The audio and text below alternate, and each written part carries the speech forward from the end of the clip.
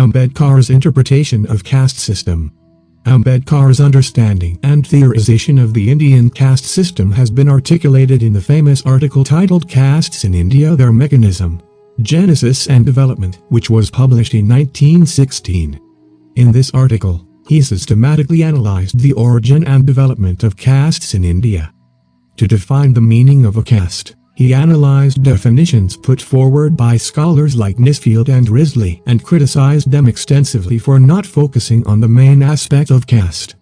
He appreciated the definition given by Ketkar and argued that only an insider can understand the true characteristic of caste.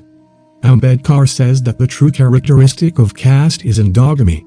He opines that endogamy is the only characteristic that is peculiar to caste, and if we succeed in showing how endogamy is maintained, we shall practically have proved the genesis and mechanism of caste.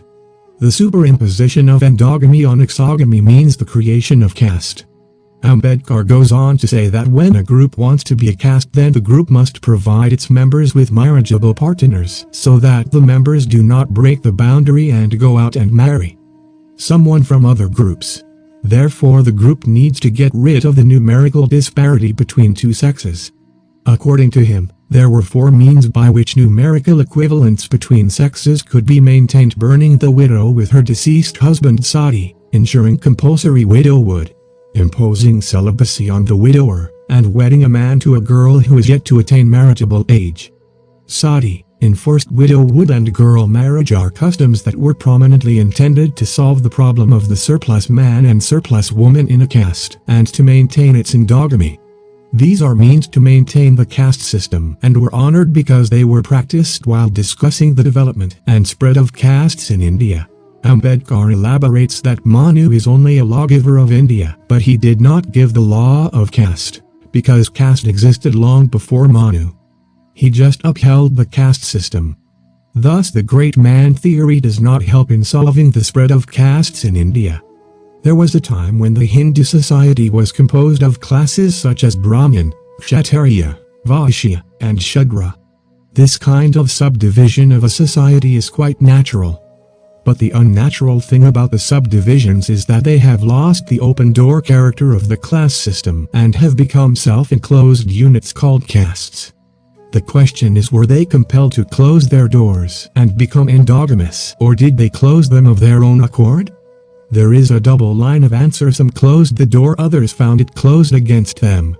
The one is a psychological interpretation and the other is mechanistic, but they are complementary and both are necessary to explain the phenomena of caste formation in its entirety. It was the Brahmins who first closed their doors and others found it closed against them.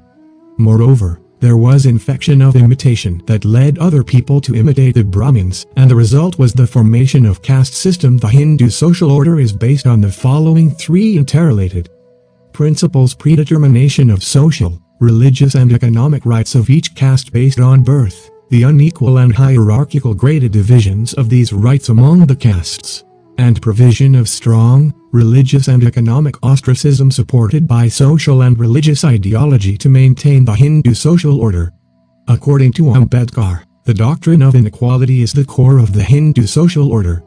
The caste system is governed by rank and gradation, where the rights and privileges increase in ascending order from untouchables to Brahmins. It is a hierarchically interlined system. In this context, caste cannot exist in singular, it always exists in plural numbers. No caste can be looked at in isolation. The castes can only be viewed as a pyramidal structure with Brahmins at the top and untouchables at the bottom.